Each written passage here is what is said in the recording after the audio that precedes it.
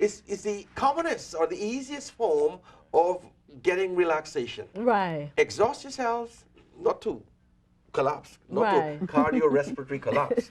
But if you exhaust yourselves enough, you're going to be tired and you're going to sleep like a baby. That is so true. Tell That me, you better is- believe it. Yes, next question. and I heard, and y'all do yoga a lot too, right? Yes, but it's westernized a lot. The yoga that we talk about, you're talking about physical yoga, that's another subject again, To become a yogi is a different thing altogether than practicing yogic exercises for health and beauty and poise and grace and deportment. All these things you can do yoga to achieve. Deportment Right. especially. Look at the way Obama walks, Okay. the way he talks. Right. Deportment, you can do that with yoga. Okay. So it's two different types of yoga. Well, it's a yogi, a person who's got divine experience. Okay. And a person who can those people who can levitate, lift themselves up. The yogis who can do tremendous feats. These are real yogis. On television recently, they showed a yogi in India who buried his head in the sand and stood with his legs up for 12 hours.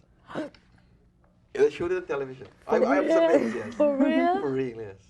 It's a true American camera test of crews, endurance, definitely. Yogis can do that. What? And another example that they showed on television was where they went to Tibet Okay. among the Buddhist monks, and in the middle of winter, below freezing, well below freezing, they broke the ice and dived in a pool fully clothed, and they came out back and they start generating heat from the body and dry the clothes on the body in the middle of winter where the temperature was below freezing. You're going to be a yogi. For real? For real? They showed it. I could believe that. But I couldn't believe when I saw it, but they showed it to you. What? So there are yogis and there's yoga. Okay. Now that's something. Yogis practice yoga for a different reason, to get to God. We practice yoga in America for beauty and enhancement and to look good, to have a nice figure and to look good in pictures and as we walk and we wear dresses, etc. Okay, because And suits and so. I didn't even know it was a different. That's why I asked you. Cause Well, they both use yoga. The yogis use yoga technique, but in America it's a different kettle of fish. okay. I use the word fish, but Fish. I know. Well, definitely that's for another show. Yes. Pandit Ramratan, I wanted to know, before we close today, what is the meaning of pure consciousness? Pure consciousness is when you appreciate God. There's nothing but God. Beauty, bliss, that's pure consciousness. God is pure consciousness. How can one acquire pure consciousness? Well, it's called samadhi. Samadhi is an experience that you get it's a happy experience. I can't explain it to you because I haven't had it. Whoever gets it is unique to that person. When you get samadhi, when you get bliss, when you experience God, it's unique to you and you alone. Now, listen to this. The five senses that we have, seeing, touching, hearing, smelling, what's the other one? Seeing. Right. These are too weak to perceive God.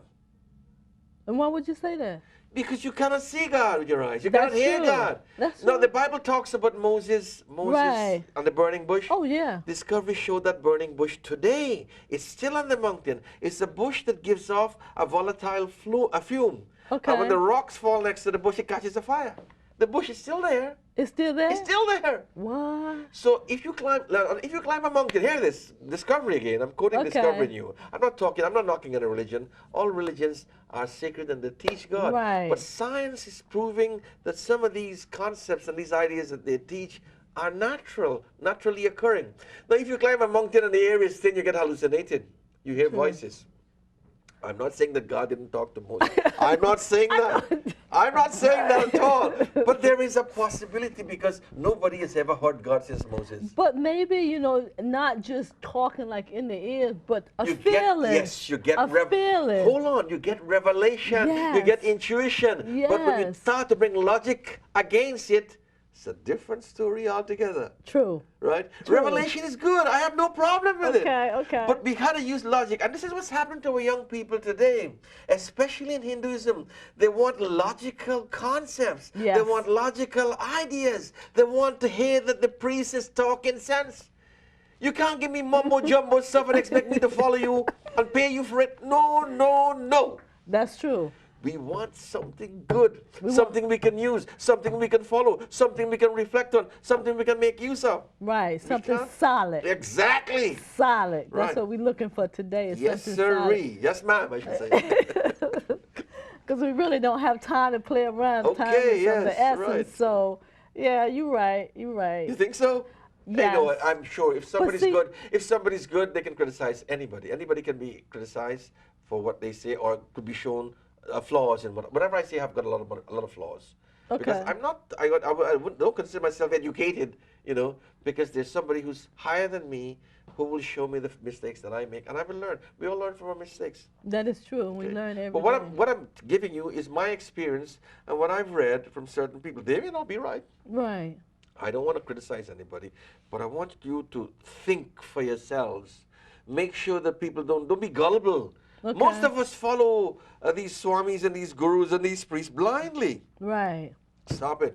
Right. Just ask yourself, what has he got for me? Does it make sense what he's saying? Will it help me? Will it help me? Right. It's no good saying that, oh, I went to this swami and he gives me something, or this priest and he gave me something, and I passed my exam.